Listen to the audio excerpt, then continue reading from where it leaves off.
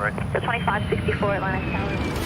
Hartsfield Jackson Atlanta International Airport is the busiest airport in the world.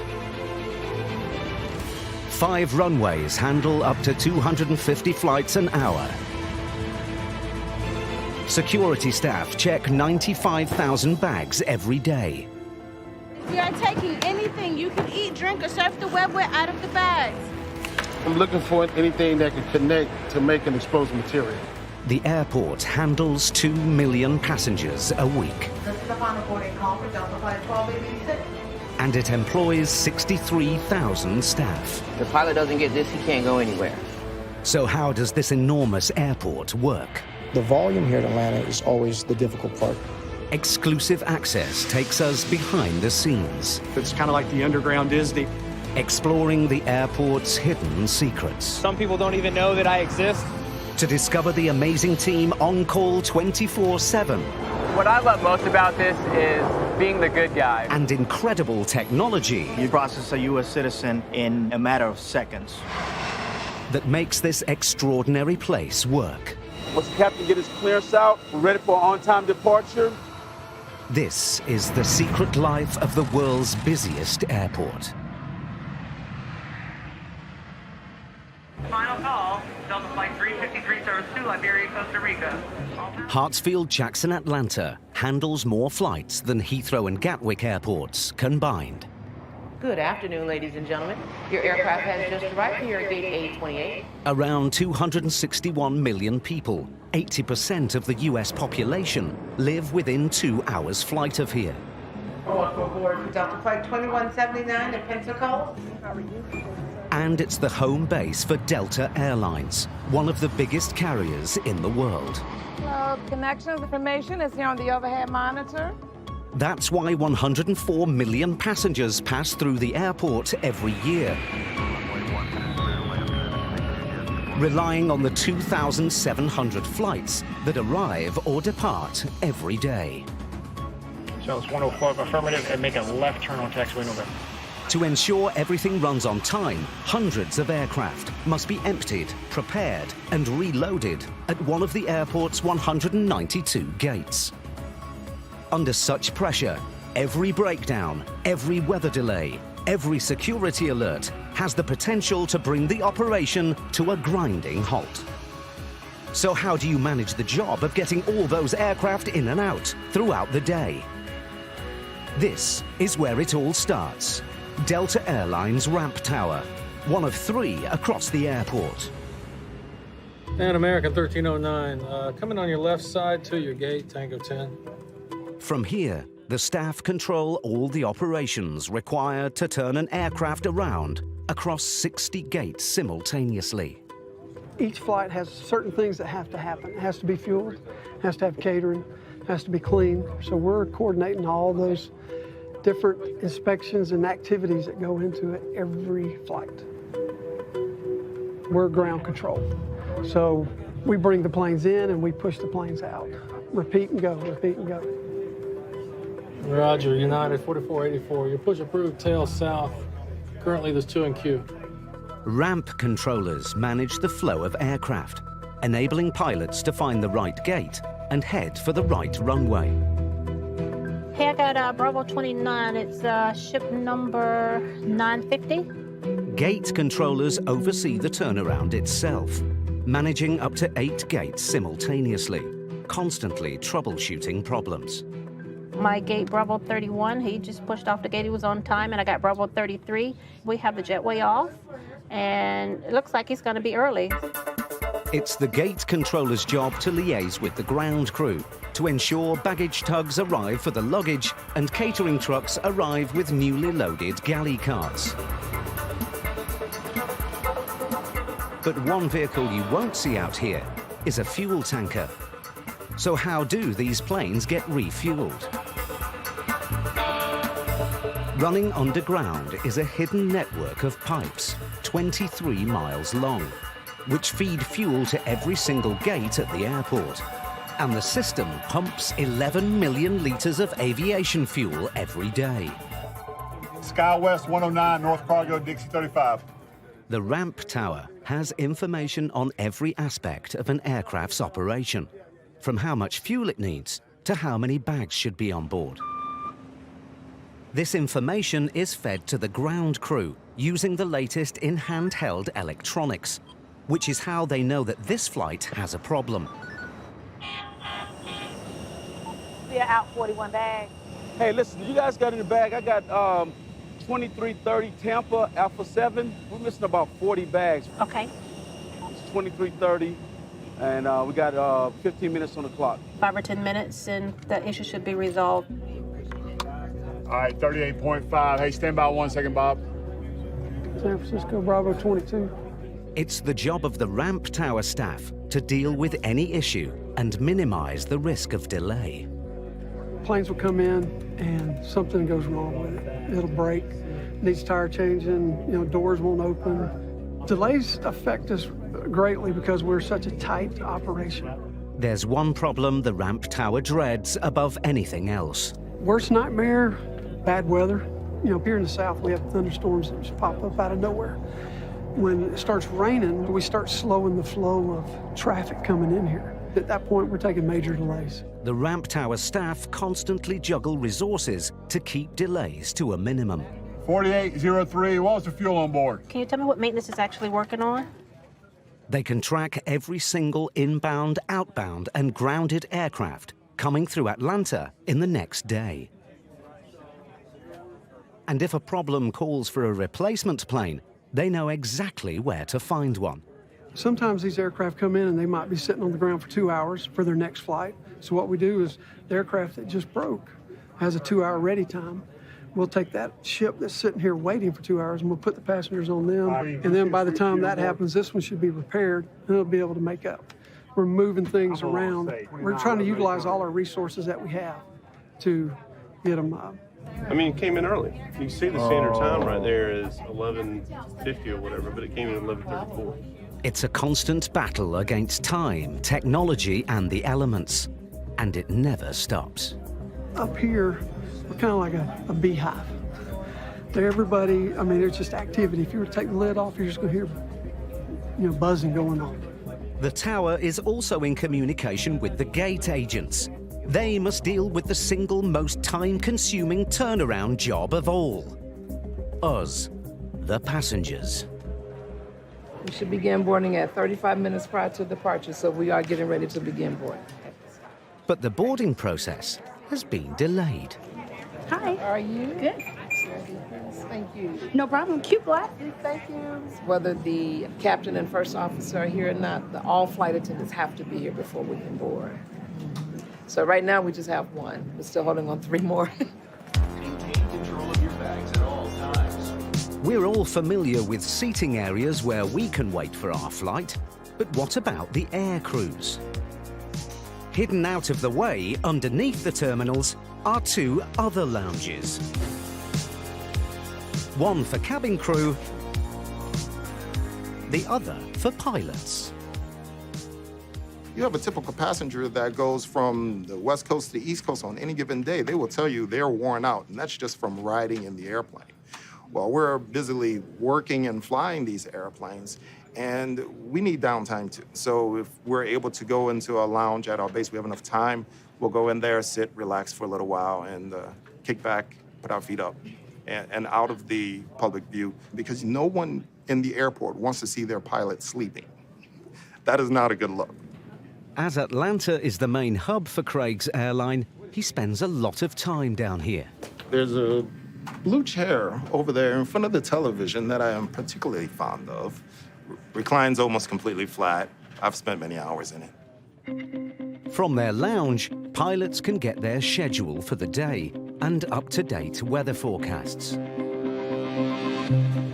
But as they head for their gate, it turns out that one of the most critical things the pilot of a £75 million plane relies on is an old-fashioned printout. This is the pilot's pre-departure paperwork. It basically lets them know which runway they need to take, what elevation. It has all of it, how much fuel they need, all the little details, who his crew is, everything. So this is vital to the operation. If the pilot doesn't get this, he can't go anywhere. Here you go, gentlemen. Outstanding. Thank you very much. We aren't able to accommodate any additional passengers for this flight that has checked completely full. There are still 5 minutes to go when the aircraft door is closed, even though work can still be going on the tarmac. The clock is showing D-2 on there, so everything was closed up at D3. We're ready for an on-time departure. He's on the headset right now, just waiting for the captain to call him. Once the captain gets his clearance out, he'll be ready to go. We're ready to take the canopy off the aircraft and get the plane back for an on-time departure.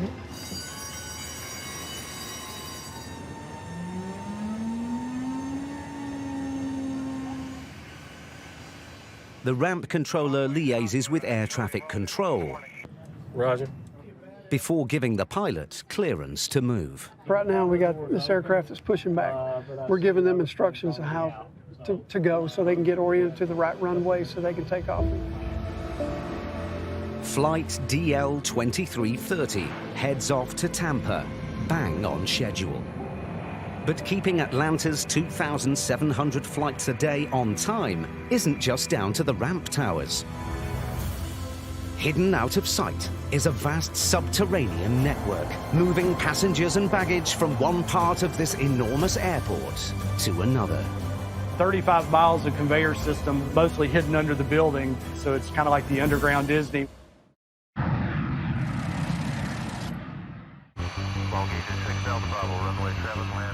Hartsfield, Jackson, Atlanta has been the world's busiest airport for the last 2 decades. And last year, it handled a staggering 104 million passengers.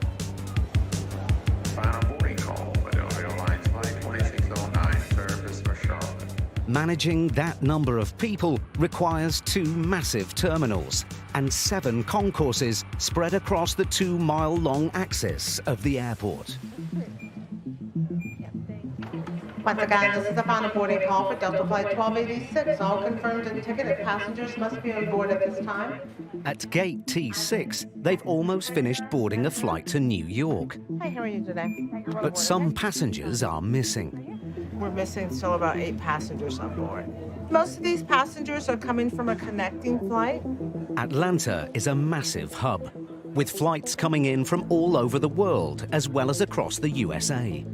Over 60% of passengers are changing from one flight to another. And with gates as much as 1.5 miles apart, getting them from one aircraft to another is a huge issue. So how do you get passengers to their flight on time? The solution lies underground. A subterranean automated railway, which handles more passengers a day than all the terminals at Heathrow combined. A 3-mile loop of track runs along the spine of the airport, connecting terminals and gates. The next stop is for A gates, A as in Alpha. At peak times, the trains run a minute apart, allowing the plane train to shuttle 250,000 passengers, staff and crew from terminal to terminal every day. It's the busiest automated airport railway in the world. The next stop is for B gates, B as in Bravo. But what and who keeps it running? Get your head out to F2. Got doors failing to lock, F2. We have to ensure that there's no glitches, no hang-ups. We want to keep it moving smooth. It's all about getting people safely from entering the airport to their destinations. From the control room, Rod can monitor the performance of every train in the system. Any problem, like faulty doors, overloaded trains, or power failures, will raise an alarm. Train 4, car 47, doors failing to close. And as soon as there's an issue, Rod alerts his roving team of engineers to fix it. All right, no problem. They are part of a secret army of people who keep the airport functioning. You have 3 guys spread out across the entire system, and they all have a certain area to cover. If an issue happens, you can tell them where the train is, Car 34. what the problem is. The pressure on Rod is immense. A plane train breakdown is the nightmare scenario. Without that 1 minute train, now the crowd's starting to pile up and pile up and pile up. Those stations would be crowded in just 5 minutes. It affects everything. Now the planes can't depart because they don't have the passengers. I mean, it's a ripple effect. With 2,700 flights routed via Atlanta each day, the ripples spread far and wide. It wouldn't affect just Atlanta. We're talking the whole southeast, eastern seaboard. I mean, it is not a good thing, not a good thing at all. Careful, doors are closing and will not reopen. While Rod's team attend to every technical fault, some problems are beyond their control. Number one would probably be passenger interference. That means people jamming doors. The automated system requires the doors to close properly before a train can move off. If the doors are jammed open or damaged, it brings the plane train and possibly a significant slice of US air traffic to a complete halt. These trains will not move without the doors being closed. That's why it's so crucial, it's so important. Careful, doors are closing. But passengers aren't just worried about catching their flights. I don't feel too comfortable checking in luggage. Like, especially if I'm traveling with dance costumes or something important, like, I always get scared that they're gonna lose my bags. This is actually only my second time on a plane, so the first time, my baggage got lost. Worldwide, around 20 million bags are lost or damaged each year, costing the industry £1.8 billion. Atlanta uses the latest in technology to minimize the chance of your bags missing your flight. Welcome to Atlanta's high-tech baggage highway. First stop on the line, the Transportation Security Administration's screening facility.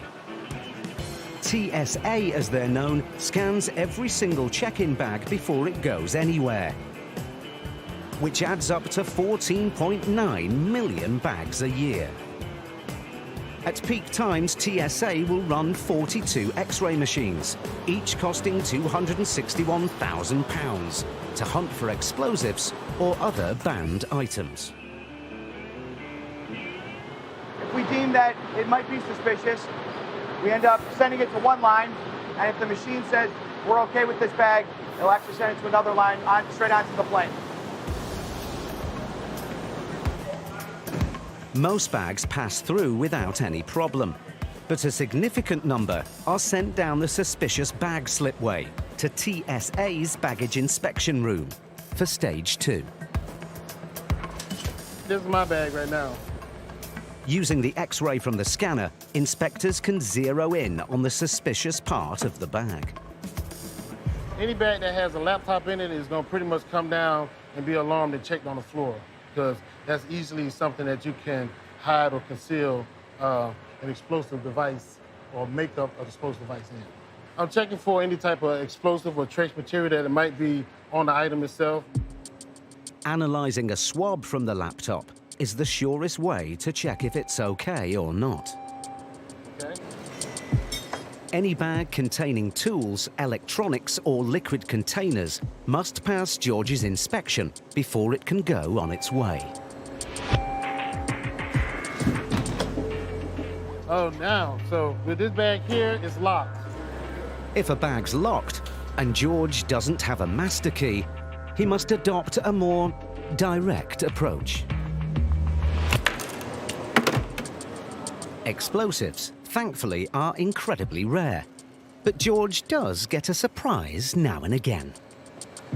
One time we even seen like some dead rats, mice, and it was just a whole bunch of them in little Ziploc bags. One time we even seen a complete car, the hood, just bits and pieces, the headlights, just in different bags. It was literally like a whole car. Confirmed as safe, bags move to stage 3, where the adventure really begins. 35 miles of conveyor system, mostly hidden under the building, so it's kind of like the underground Disney where you really don't know all the different things that are happening. It's a mechanized wonderland with 500 junctions. And it's here that the tag on your bag really earns its stripes. At Atlanta, they're special because they contain a microchip, or RFID.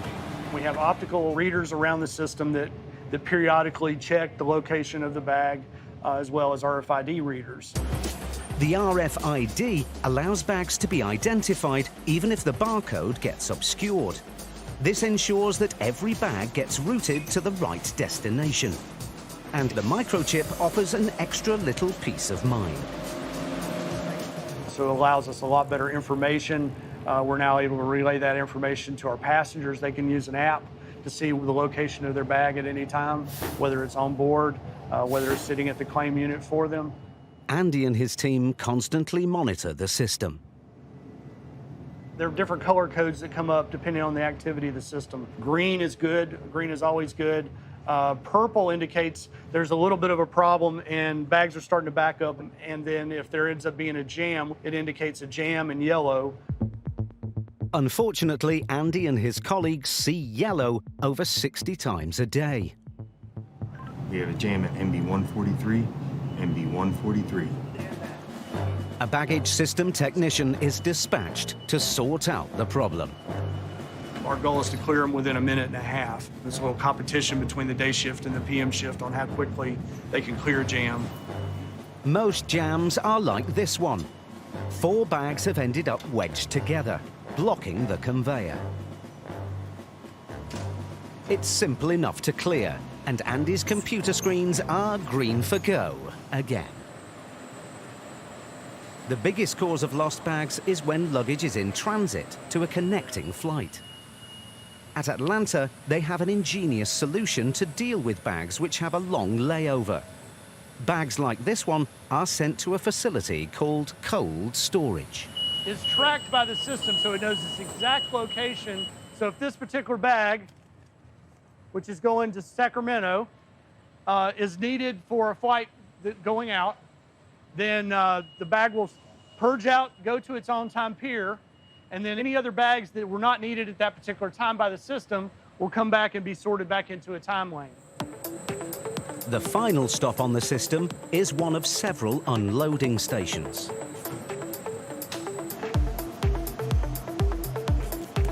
On any given day, you can lift a couple of hundred to several hundred bags. Just like the passengers, bags have departure boards, and the baggage handlers make sure each bag catches its flight. This screen right here lets us know what flights are going out on this pier. And then we set these carts up for each destination. Now, Jacksonville is due out at 12:18. We like to haul the first cart out 40 minutes prior to departure. Then if any other Jacksonville bags fall, we like to have those to the gate within 25 minutes of departure. The most we've handled in any particular day was 108,000. That's pretty mind-boggling how many bags we're able to move through here in a day, keep them sorted out, get them to the correct flights.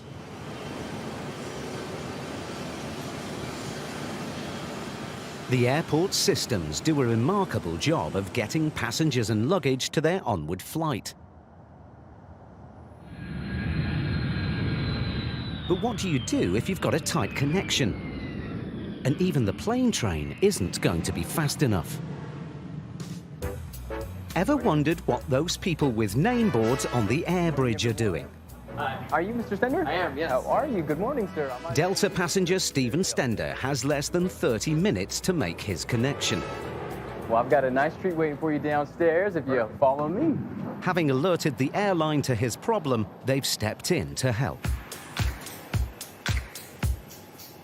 This is their Porsche transfer service, reserved for VIPs, paying clients, and people who really can't afford to miss their onward flight.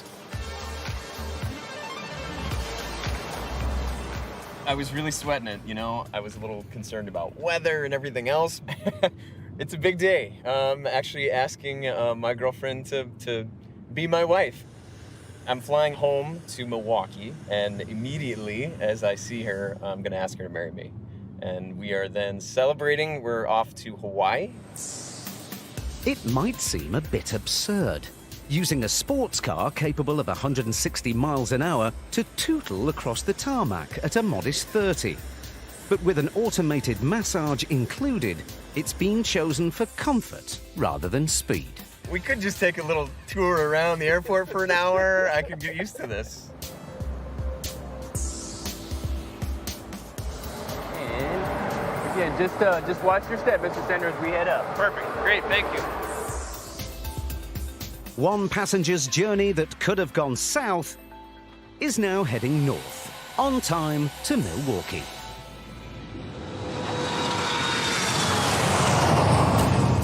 There's only one thing more important to the airport than getting people away on time, and that's ensuring their safety.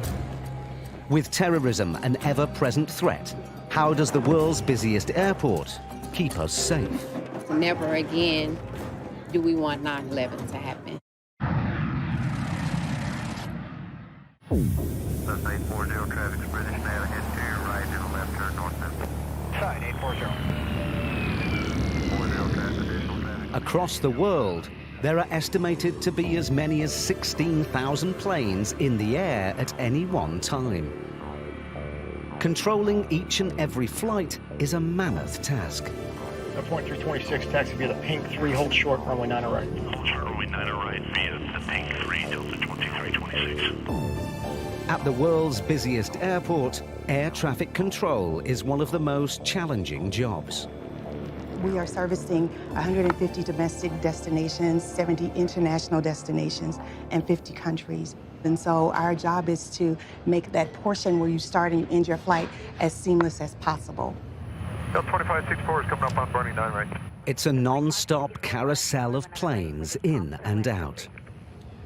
Southwest 105 at Romeo 3, cross runway 9 right, turn left on taxiway November. Sir, Delta 1375. Every airport is different, but here in Atlanta, you have to have that energy to keep going and keep moving forward when you are getting behind, because you can get behind real faster. Paul and his colleagues handle 5 parallel runways in constant use and 2,700 flights a day.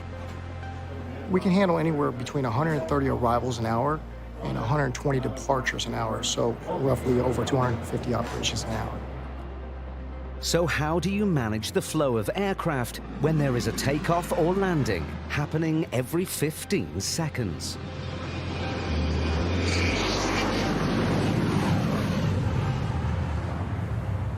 Atlanta Airport is divided in 2. Each side serving one half of US airspace. On each side, one runway is dedicated to takeoffs, the others to landings. And each runway has a designated controller.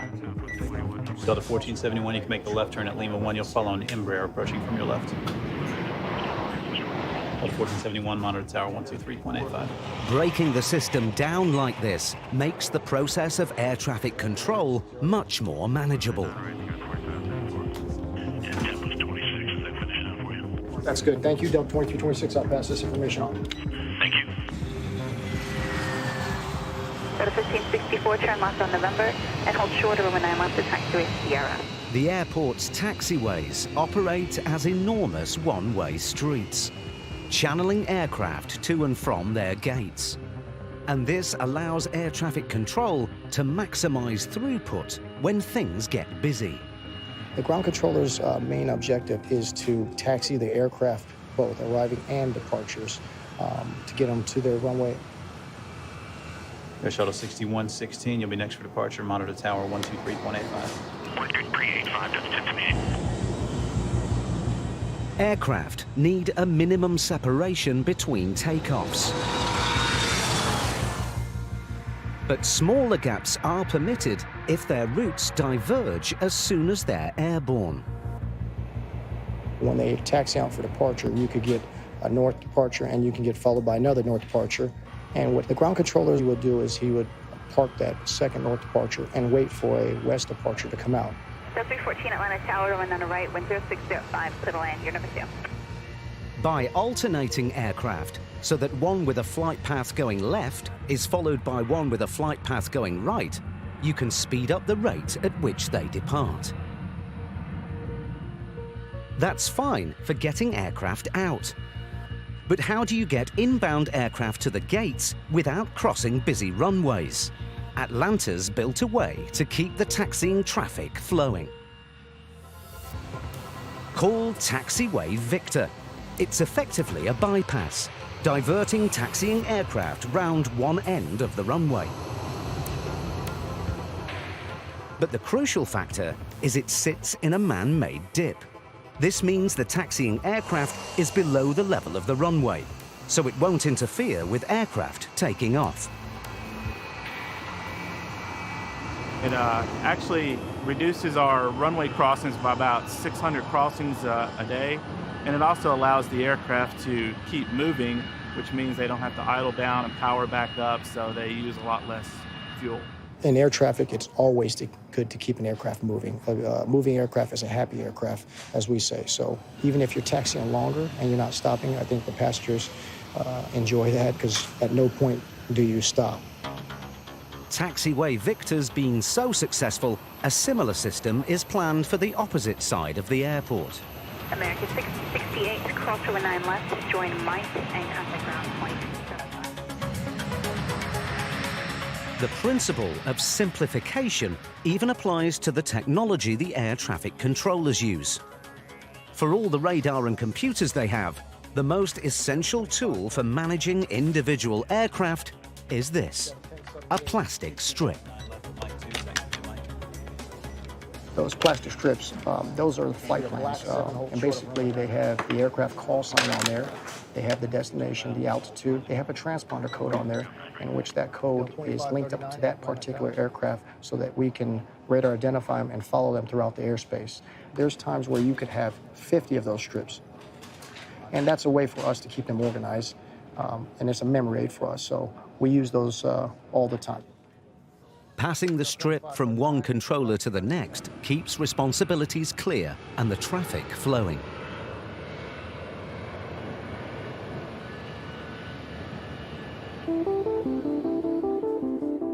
Airports rely on keeping the passengers moving as much as the planes. And as any regular traveller knows, that means clearing security. Having people go through security is probably the biggest thing, you know, with 9/11 and everything after that, you know. Going through security, that can be rough for some people sometimes. Standing in line is kind of like long and annoying, but like it's definitely necessary. You want to make sure you're safe when you're traveling. The Transportation Security Administration, or TSA, are responsible for all U.S. airport security. Your attention, please. Airport security alert. Please maintain control of your bags at all times. They were formed in the wake of the 9/11 terrorist attack, and Christy Newton-Terry was one of their first employees. The training was very fast. I had my interview, my tests, everything all in the same day. Within a 3-week span, it was like this, and I had a job that has lasted me this long. It was amazing to me, you know, what it is that we do. You know, basically saving the public every day. Yeah. Move your jacket. Sir, you can step around. I have an open station in the front. We have a motto, not on our watch. Basically, it means never again do we want 9/11 to happen.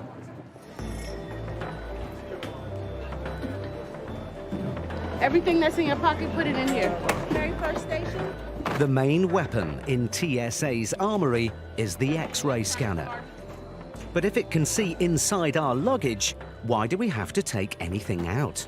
Anything that we have you take out of the bag is basically for the X-ray operator so that they can see clearer through the item to make sure nothing prohibited is inside.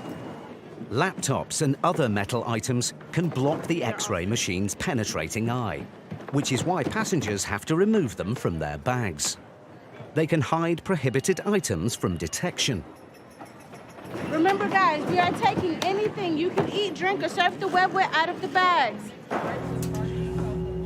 Last year, screening at Atlanta revealed 245 handguns carried in people's luggage, of which 222 were loaded. We find their gun almost every day. Some of them forget they're in their bag.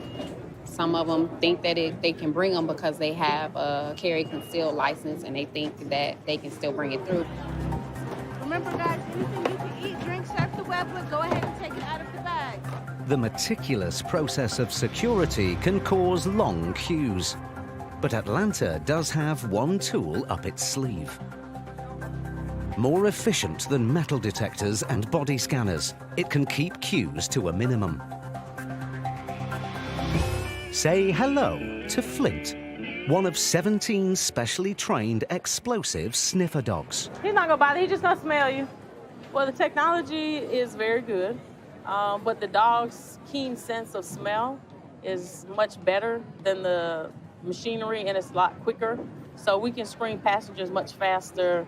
We used to screen cargo, and they would call us because if they had 20 pallets to screen, the dog could do it in 10 minutes, where it would probably take them 2 hours. By eliminating the possibility of passengers carrying explosives before they even reach the X-ray machines, the remaining security checks can be simplified. He's not gonna bother you, he's just gonna smell you. They don't take their shoes off, they don't have to take their liquids out. It's just much more efficient and a faster way for them to pass through the secondary part of the screening. Security is one of the most important aspects of airport life, and it can affect its operation in some very unexpected ways.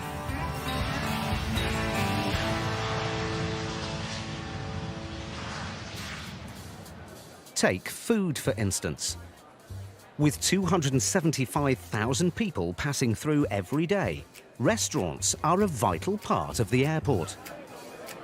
We'll get a bite to eat before we get on the airplane just because of the fact you never know what they're going to serve you. You know, if you're waking up early to go to an airport, you're all stressed, you don't really have time to eat, so getting there and having a place to eat is always nice.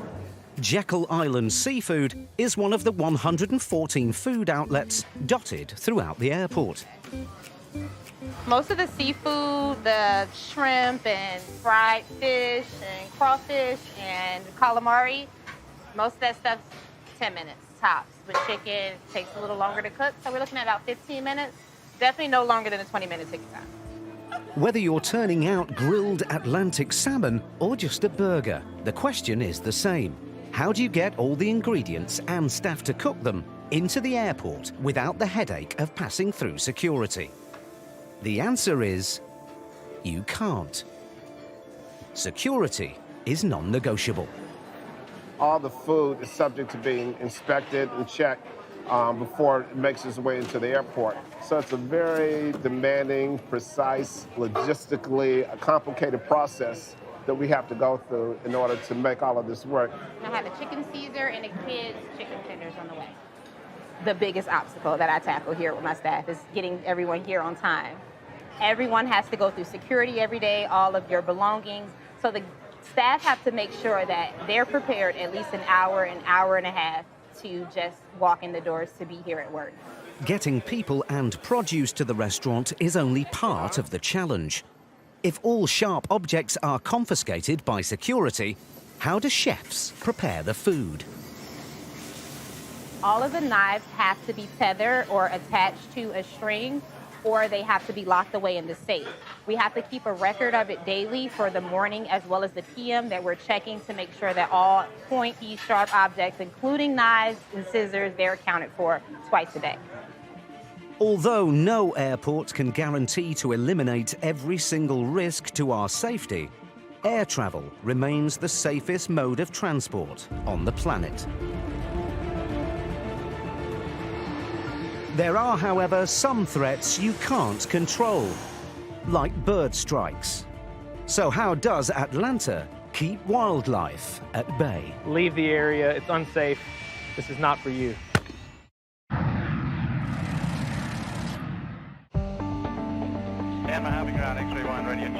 As any regular traveller knows, Mother Nature can have a dramatic effect on air travel.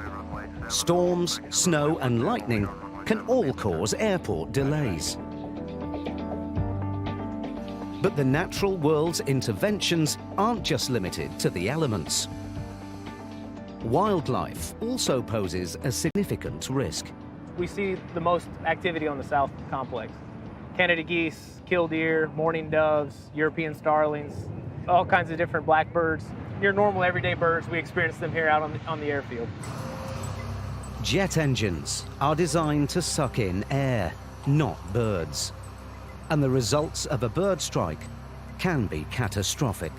2009, you may have heard of the aircraft that took off from JFK, ingested Canada geese into both engines, lost thrust, and essentially became a glider. He was able to land on the Hudson River. So 155 people evacuated safely from that aircraft. It was a miracle. Atlanta has a special team dedicated to minimizing the risk birds pose to aircraft. The problem is, airfields are surprisingly attractive to wildlife. They don't have much disturbance from human beings outside of the aircraft, so once they condition to the aircraft noise, it's really a nice place to be if you're wildlife. Stephen's job is to make sure they don't stay. This is what we call our wildlife kit. It's in every one of the operations vehicles. Starter pistol. It has all the pyrotechnics. Stephen uses a range of pyrotechnics to flush out different birds.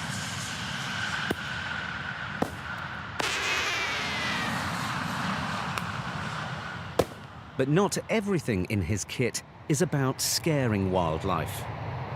Gloves, along with alcohol wipes. These are used when Stephen collects this, the remains of a bird strike. Blood, feathers, dry tissue. We call that snarge in the industry, snarge. The snarge will be collected and bagged up for DNA analysis at a laboratory. ID into species helps us determine what's bringing that wildlife to our airport and what we need to mitigate. On an airfield that covers nearly 5,000 acres, getting rid of troublesome wildlife requires more than just a suitcase of equipment. This is one of our wildlife deterrent units. It consists of a propane cannon and then also a bioacoustic generator. So this is a sound system that's playing multiple different species distress cries to say, leave the area, it's unsafe, this is not for you, so please remove yourself from the environment. Go ahead and activate the cannon after he passes. Despite all these efforts, birds still take up residence at the airfield. Right now, in July, we're seeing our peak bird strike numbers, and that can range from one a day to one every other day.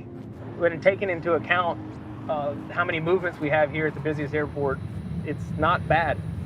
We don't have a wildlife problem necessarily, we have an aircraft problem. Catastrophic bird strikes are incredibly rare. But what happens when a plane is damaged? This building, over a mile long, houses Delta Airlines Technical Operations Department, or TechOps for short. If a plane arrives at Atlanta after a damaging bird strike, this is where it ends up. Anything that's solid that goes through an engine typically does significant damage. The worst damage that I've seen was a bird strike, which caused all the blades in the HPC to disintegrate.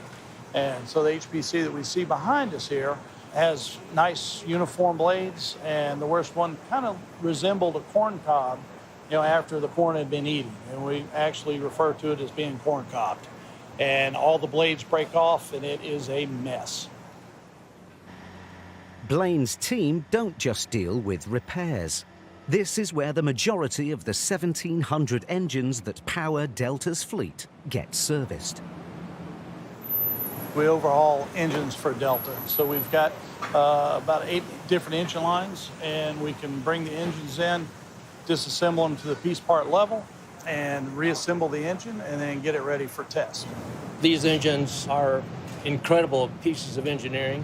The temperatures and pressures that they work at are extreme, and they often stay on wing for thousands and thousands of hours and thousands of cycles.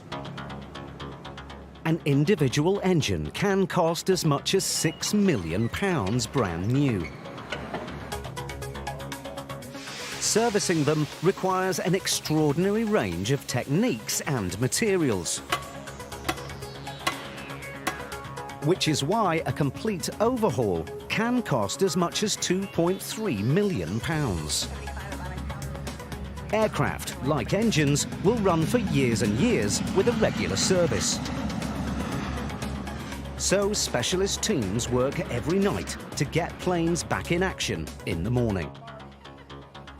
This plane tonight, we have a RON. It's a remain overnight visit where we do standard routine maintenance on them. On this one tonight, our main focus is on the vertical stabilizer. Most of the other checks we have on it are like servicing tires, changing brakes, the fluids. We'll be doing engine work where we're changing the igniter plugs. We have a really good crew, and we work through the issues. We figure out what the problem is and what it's going to take to fix it, and we try our best to get it fixed and be able to turn the aircraft. Have you already got it opened up yet? As the lead technician, it's Donna's responsibility to oversee every aspect of the service and to make sure the aircraft is ready before the dawn deadline. I just love working with all the hydraulic portions of the aircraft, and I want to be in there turning the wrenches. Delta serviced 21 different kinds of aircraft in this hangar, each comprised of millions of parts. If just one of these spare parts is out of stock and a plane can't fly, the costs of the delay and the knock-on effects can quickly skyrocket into the millions.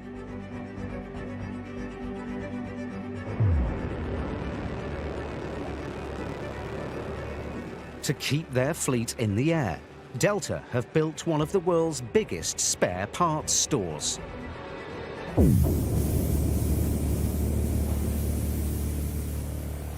It's beyond me how many parts would actually be on here. There's 2.4 million different part types, but actual parts, probably trillions, who knows? Finding parts in such an enormous store is so complicated, the entire system has to be run by state-of-the-art computers. When the mechanic orders a part, it goes through the system, so it actually queues up everything for us. The system will determine what parts and what priority they need to be picked in. It brings it to us. Once we confirm that order, it sends it back, and then the retriever will bring another part. Sometimes it's a struggle to keep up with the orders, especially in the summertime. That's our peak season. The mechanics are busy keeping the planes cycling, and we've got to get those parts to them, so sometimes it is a challenge to keep up. Maintenance is so important to Delta's operation that the team here retrieve and send out a staggering 46,682 parts and components every day. And the need to keep aircraft in operation can have unexpected consequences in the normally cutthroat business of US airlines. Unfortunately, every once in a while, we will find ourselves out of stock on a part. So sometimes airlines work together and they share parts or borrow parts from each other or buy parts from each other. It's very, very, very rare that we ground a plane. Meticulous maintenance is what makes global air travel possible.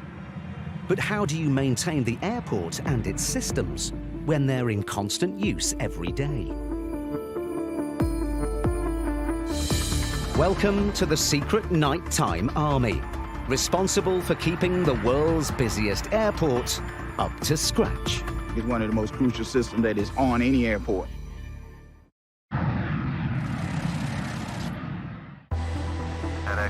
Runway 7, hold, correction, runway 12, hold, short, runway 7. It's 11 p.m. and passenger flights have all but ceased. The cargo terminal will run throughout the night, but activity at the passenger gates has come to a halt. Now, another secret army of people leaps into action. These precious few hours when passenger flights are suspended are the only time most airports can carry out essential maintenance. And with 5 runways, 192 gates, and over 5,000 acres to look after, that means a lot of work. 20 Oscar, 20 Tango, 34 crew, Unit 5, Unit 10's all concerned. Be advised, runway 26 right is closed. Each runway is closed once a week for the airside operations team to conduct inspections and running repairs.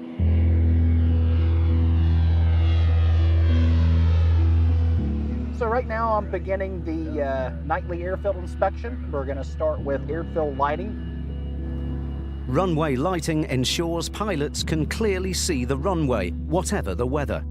And nighttime is the only time these legally required checks can be made. We're looking for lights that are out of service, lights that are angled the wrong way, lights that are overly bright, lights that are very dim, anything that could be detrimental to the operation of the airfield. We cannot have more than 2 consecutive out, and we cannot have more than 10% of the entire lighting system out of service. It's a big job. 18,295 lights are needed to illuminate the airfield properly. The lights aren't just there to indicate runways and taxiways. Special patterns and colors help tell a pilot exactly where they are on the airstrip. This is a 9,000-foot runway. So you want the first 3,000 feet for the touchdown of an aircraft. What we're seeing on the left and right sides of the center line. And they are 3 lights spaced 150 feet apart from each other. What we call runway touchdown zone lights. South 1470, right turn at the end, and then There aren't just patterns at the start of the runway. Other lights tell you when you're close to its end. From this point, we have 3,000 feet remaining to the end of the runway. And at this point, your runway centerline lights will change from white in color to alternating red and white in color. November 4, roll to the end, please. November 2 is unavailable. 572, roger. And the runway centerline lights will change as we approach up here the 1,000 foot remaining mark from alternating red and white to solid red. The lighting code isn't limited to the runways. Green lights indicate the center of taxiways. Blue, the edges. And flashing yellow means you're about to cross an active runway. Heading 280, clear for takeoff, runway 26 southwest. Matt's lighting check isn't the only work being carried out at night. This is the only time they get to mow the majority of the airfield.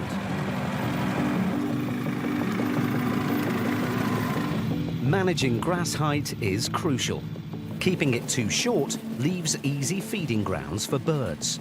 Too long attracts small mammals and then birds of prey. Letting the grass grow to an average height of 15 centimeters is ideal for minimizing wildlife. Inside the airport's buildings, an army of engineers, technicians and cleaners has descended to ensure the buildings are returned to full working order before the first flights depart at 6 a.m.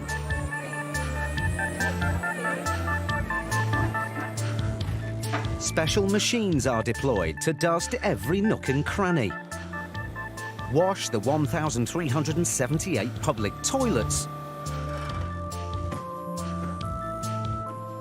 and clean 3.5 miles of moving walkways and escalators.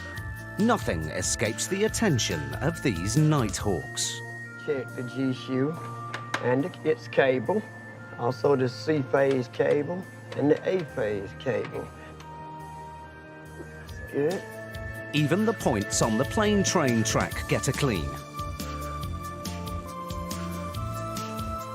Nighttime is also the only opportunity for any airport to do construction work. Airports are all expanding right now. As aircraft keep changing, they're going to have to expand the gates to get the bigger aircraft in, or they're going to want to have more aircraft in, so they're going to add more bridges, they're going to add more hold rooms. There'll be construction constantly. It will constantly change. It's 4:30 a.m. Passengers will be arriving to check in for the first flights of the day. But there's still one routine check that needs to be carried out. All right, so now we're heading into the runway safety area, which is giving us an alert so we know we're getting to that area, which we're not allowed to be in unless we have authorization, which we do because we have a runway closure. Technicians from the Federal Aviation Administration are here to test one of the airport's most vital pieces of equipment. So here they are. Ever wondered what the mysterious antennae at the end of the runway are for? This is part of the Instrument Landing System, or ILS for short. The airport simply can't operate without it. We only have 2 clearances, one on this side and one on the 150 side. It's one of the most crucial systems that is on any airport because they are used to ensure that in the worst weather condition possible, an aircraft can land at an airport safely without seeing the runway. So I'll read and you write. 13 degree point, 299 in the 90. Got it. With a ground check, what we basically do is check the integrity of the signal that's radiating out to align the aircraft on center line. In principle, the ILS sends out 2 signals for approaching aircraft to lock onto. One tells the pilot when they're lined up with the center of the runway. The other when they are descending at the correct angle to land. And in an age of computers and digital technology, this system is remarkably old school. It relies on radio waves. It's very simple in the concept. If I had 2 radio stations, one tuned into this channel and one tuned into the other channel, and I put them on different sides of the runway, and I tell the pilot, I want you to find a spot where you can't hear either channel. When is that? When you're dead center. So if you start to hear this FM versus that FM, you're not in the center. Find the center. Making sure the system is working is critical at any airport. But at Atlanta, it has added significance. Here we have 5 parallel runways, and sometimes we have triple landings, and they're always locked onto those ILSs because there's so many planes coming in at the same time. They want to stay on that runway center line. With all the checks complete, the world's busiest airport is fully open for business again.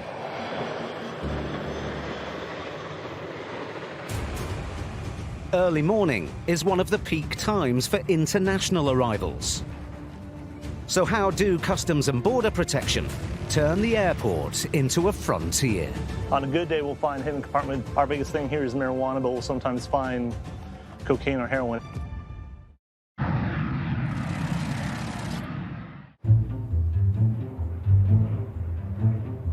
Long Easy 6 Delta Bravo, runway 7, land as the whole shoulder, runway 12, clear to land. Traffic speed 2 jets departing. Around 20,000 people arrive at the world's busiest airport from overseas every day. They fly in from Europe, Africa, Asia, and Latin America, and every one of them needs to pass through customs before they can enter the USA. But what the thousands of people queuing to pass through immigration don't realize is that the work of the customs officers has already begun. Guys, just keep on walking for me, please. Keep on coming. Officers from Customs and Border Protection will sweep an international arrival as soon as the passengers have disembarked. They're looking for any kind of contraband. We're looking for items or compartments where they may have hid stuff that they're bringing back into the United States, including narcotics. We use our dog as another tool, and we still like to go double check everything by hand. There are too many international arrivals to check every one, so flights are picked at random. We just like to hit different flights all the time to keep everybody on their toes and mind their P's and Q's. The sweep is thorough, inside and out. Right here, I'm looking at the inside of one of the cargo holds on this aircraft. You don't just have passengers involved in the drug trade. You also have people that work for the airlines and people that have access to aircraft that are involved in it, hiding in hidden compartments at times that the general public doesn't even think about or doesn't even see. Inevitably, most of the things the officers discover have been forgotten rather than hidden. Most days we find things that people leave over, just like the toothbrush right here. We find tablets and cell phones, but on a good day, we'll find a hidden compartment filled with different drugs. Our biggest thing here is marijuana, but we'll sometimes find cocaine or heroin. This plane is clear, but across the US, Customs and Border Protection officers find over 2.5 tons of narcotics every day. The staff in the immigration hall process the passengers as fast as possible. Long queues here can have a major impact on the rest of the airport. Hey guys. Hello. Good morning.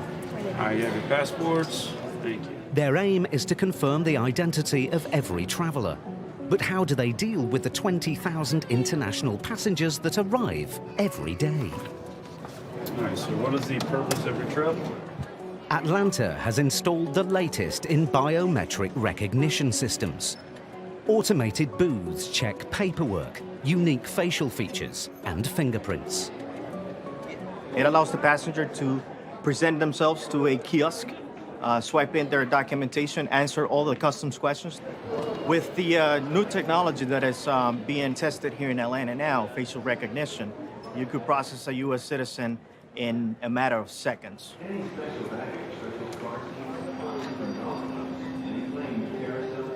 And the screening process doesn't stop in immigration. While passengers wait for their luggage, another CBP officer is on patrol. A four-legged one. Working dog, hold on. Unlike other dogs at the airport, Murray's not looking for explosives or drugs.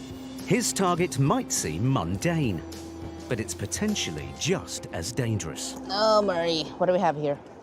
He looks for like plants, vegetables, meats, and other prohibited items. Passengers often bring food in as an innocent treat for relatives or a sentimental taste of home. Oh, that's a good dog. Look at that ham. And every bag that Murray and his colleagues sniff out must be examined by CBP's Agricultural Department inspectors.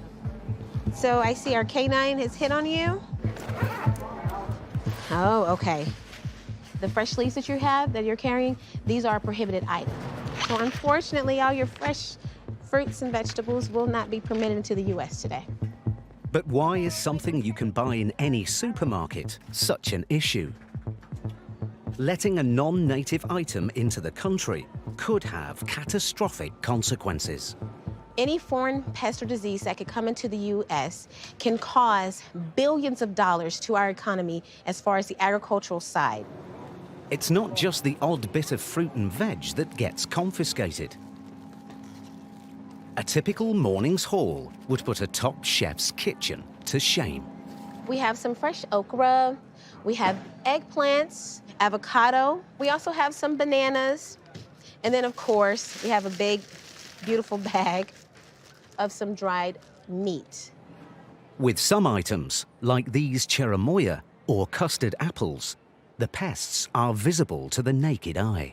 Pests, for an example, that we find on the cherimoya are going to be typically your mealybugs, which is that white dot. Even spices conceal potential biohazards. Inside of the cumin, there is a federal noxious weed that is found once we go through the process of sifting it. First eye contact, here are two, and so therefore unground cumin cannot come in for that reason. So what happens to this culinary contraband? The only way to dispose of it safely is by feeding it into a blender, then incinerating the pulp. Over the course of my career, I must have ground thousands upon thousands of pounds of food. In 2016, detector dogs like Murray quarantined 1.7 million items, intercepting more than 60,000 harmful pests. No mean achievement. Good boy. Given all of these dogs have either been rescued or donated to CBP. Murray is a rescue. When they found him, he was badly abused. If you look at him, half of his ear is cut off. I don't know if somebody tried to cut his ear or from a dog fight. We don't know because he was in really bad shape. He was really skinny. He was scared of people. Attaboy. That's a good dog. We have an on-time scheduled departure this afternoon of 4:48 with an arrival into Detroit of 6:39 p.m. local time. As airports become increasingly familiar in our daily lives, it would be easy to take these complex places for granted. Air Shuttle 6116, you'll be next for departure, monitor tower 123.85. Yet behind the scenes is a secret army of people dedicated to ensuring our flights arrive and leave on time. My job's invisible to the public, that some people don't even know that I exist. And I don't mind that. I get enough credit and satisfaction out of knowing that I'm making this place safer for the traveling public. Get a lot of people that come in and say thank you for what you do. I know you have a difficult job and we appreciate it. And we, in turn, appreciate those people that say that. They operate around the clock. A typical night for me starts at 10:30 p.m. It ends about 7:30 a.m. This industry, it's a 24/7, 365 industry, and the midnight shift is a necessary part of that. And they work with all manner of machinery. I enjoyed being able to take an engine completely apart and then later seeing it on wing flying safely. To make our journeys run as safely and as seamlessly as possible. They are living the secret life of the world's busiest airport.